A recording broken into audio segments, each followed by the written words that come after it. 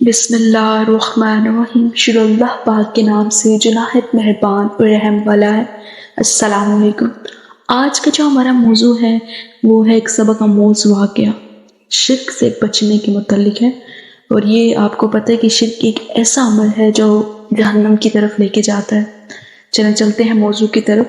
کسی زمانے میں ایک علاقے میں ایک بادشاہ تھا، اس کے ہاں ایک جادوگر تھا۔ جب جادوگر بوڑھا ہوا تو اس نے بادشاہ سے کہا، اب میں بوڑھا ہو گیا ہوں اور میری موت کا وقت قریب آ رہا ہے، مجھے کوئی بچہ سونپو، میں اسے جادو سکھا دوں۔ چنانچہ ایک ذہین لڑکے کو وہ تعلیم دینے لگا۔ لڑکا اس کے پاس جاتا تو رستے میں ایک نصرانی عابد کا گھر پڑتا، جہاں وہ عبادات میں مشغول ہوتا۔ یہ بھی کھڑا ہو جاتا اور اس کے طریقہ عبادت کو دیکھتا، سنتا اور یہاں تک رک جاتا۔ جادوگر بھی مارتا اور ماں باپ بھی، کیونکہ وہ وہاں بھی دیر سے پہنچتا اور یہاں بھی دیر میں آتا۔ ایک دن اس بچے نے عابد کے سامنے یہ شکایت بیان کی۔ عابد نے کہا، جب جادوگر تم سے پوچھے کیوں دیر لگ گئی تو کہنا راستے میں دیر ہو جاتی ہے۔ یوں ہی ایک زمانہ گزر گیا کہ ایک طرف تو وہ جادو سیکھتا اور دوسری طرف کلام اللہ اور دین اللہ سیکھتا۔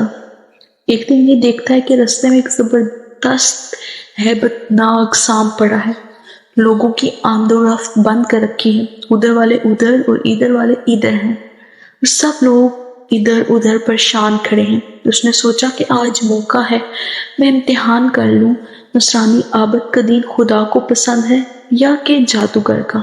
اس نے ایک پتھر اٹھایا اور یہ کہہ کر اس پر پھینکا کہ خدایا، تیرے نزدیک عابد کا دین اور اس کی تعلیم جادوگر کی تعلیم سے زیادہ محبوب ہے، تو اس جانور کو اس پتھر سے ہلاک کر دے تاکہ لوگوں کو اس بلا سے نجات ملے۔ پتھر کے لگتے ہی وہ جانور مر گیا اور لوگوں کا آنا جانا شروع ہو گیا۔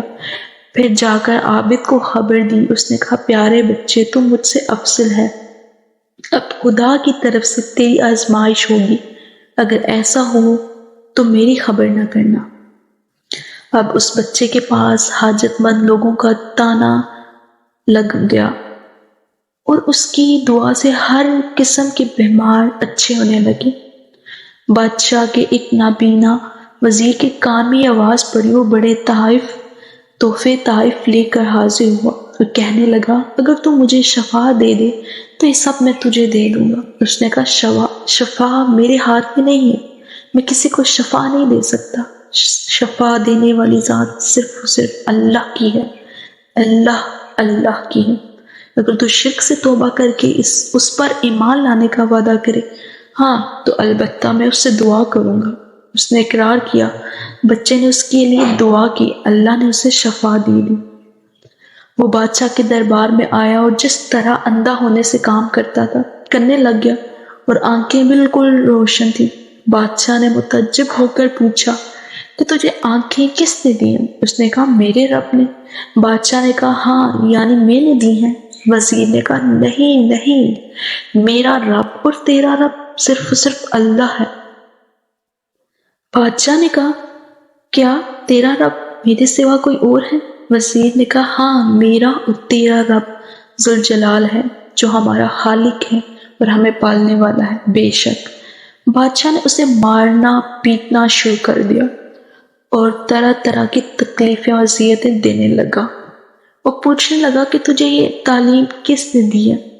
آخر اس نے بتا دیا کہ میں نے اس بچے کے ہاتھ پر اسلام قبول کر لیا، کفر و شرک سے توبہ کر لی۔ تو بادشاہ نے لڑکے کو بلوایا اور کہا، اب تو تم جادو میں کامل ہو گئے ہو اور بیماروں کو تندرست کرنے لگ گئے ہو۔ اس نے کہا، غلط ہے، نہ میں کسی کو شفا دے سکتا ہوں نہ جادوگر ہوں، شفا صرف اور صرف اللہ کے ہاتھ میں ہے۔ وہ کہنے لگا، اللہ تو میں ہی ہوں۔ اس نے کہا، ہرگز نہیں۔ بادشاہ نے کہا، پھر کیا تو میرے سوا کسی اور کو رب مانتا ہے؟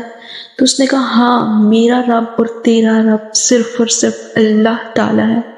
اس نے کہا، اب بچے کو طرح طرح کی سزائیں دینا شروع کی۔ اس بادشاہ نے حکم کیا کہ اس کو کشتی میں بٹھا کر دریا میں ڈبو دو۔ उसने हमारा नाम डुबो दिया और 7 पुश्त को पट्टा लगा दो, फिर उसको कश्ती में बिठा कर ले चले। अचानक कश्ती उलट गई, सब डूब के अल्लाह के फजल करम से वो लड़का सही सलामत बच गया। फिर बादशाह के पास आकर कहने लगा कि उस सच्चे खुदा ने मुझको बचाया लिया और झूठों को डुबो दिए। फिर तो बादशाह आपस से बाहर हो गया और कहा कि ऊंचे पहाड़ों की चोटी से इसको नीचे डाल दो ताकि इसके टुकड़े टुकड़े हो जाएं और इसका नामो निशान मिट जाए। जब पहाड़ पर लेकर गए, कुदरत खुदा से हवा का झोंका आया। वल्लाह आलम, उन सबको हवा ने उड़ा दिया और लड़के को जरा हवा ने ना सताया। फिर लड़का बखूबी सलामत बादशाह के पास आया। तब जल कर कहा, जलादों को बुलाओ और इसकी जल्द पोस्त को उड़ा दो। तो लड़के ने कहा, अगर तू और तेरा सारा लश्कर जमा होगा, मेरा एक बाल बिखाना होगा। इस मुसीबत से निजात मंजूर है तो अपनी तदबीरें बलाए ताक रख और मेरे कहने पर ध्यान रख कि एक मैदान में सबको जमा कर और मुझको सूली पर चढ़ा और मेरे आगे ये कहकर तीर लगा कि तुझको तेरे खुदा बरहक के नाम से मारता हूँ, फौरन मर जाऊंगा। बस बादशाह ने जो अपने तदबीर से आजिज आ गया था ऐसा ही किया। वो नादान दना लड़की की हिकमत से आगाह ना था। जब सारे लश्कर और अहले शहर के आगे बात कहकर तीर मारेगा तो बिला शाबा अपने दीन को छोड़ देगा और मेरे दीन को सच्चा बता देगा, तो सब लोग उसके दीन से फिर जाएंगे और मेरे हक के मजहब पर ईमान लाएंगे। गोया जान से गया मगर जहान तो ईमान से रहा। चुनाचे ऐसा ही हुआ कि वो लड़का तीर से मारा गया, लेकिन आधे से ज्यादा लोग कुफ्र और शिर्क से तौबा करके अल्लाह पर ईमान ले। जब ये हाल बादशाह ने देखा तो सख्त हैरान हो गया कि लड़का तो मरा है लेकिन सबको मारा गया और मेरी बादशाहत और मिल्लत सब तहबाना कर गया। उसी वक्त एक गड्ढा 40 हाथ गहरा खुदवाया और उसमें जो लोग इमानतदार थे इनको डाल दिया। उसी वक्त एक शोला आग से उठा और 40-40 गज हर तरफ के काफिरों को जलाकर खाके खस्तर कर दिया और उसमें काफिर बादशाह और उसका लश्कर भी शामिल था और इसका नामो निशान तक न रहा। जो ईमानतदार थे अल्लाह ताला की हिमायत से उनका एक बाल भी न जला।